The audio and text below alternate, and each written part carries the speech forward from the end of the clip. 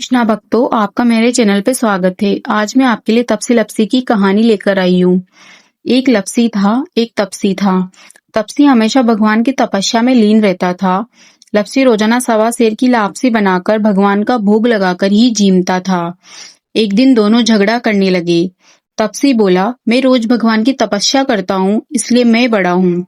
लपसी बोला, मैं रोज भगवान को सवा सेर लापसी का भोग लगाता हूँ, इसलिए मैं बड़ा हूँ। नारद जी वहां से गुजर रहे थे। दोनों को लड़ता देखकर रुके और उनसे पूछा कि तुम क्यों लड़ रहे हो। तपसी ने खुद के बड़ा होने का कारण बताया और लपसी ने अपना कारण बताया।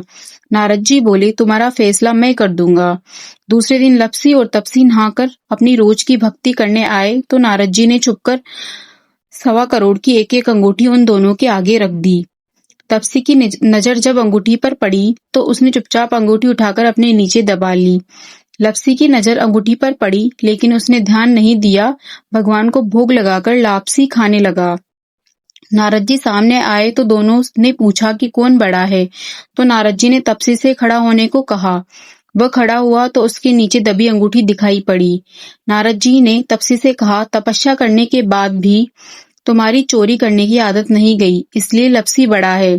तुम्हें तुम्हारी तपस्या का कोई फल नहीं मिलेगा। तपसी शर्मिंदा होकर माफी मांगने लगा।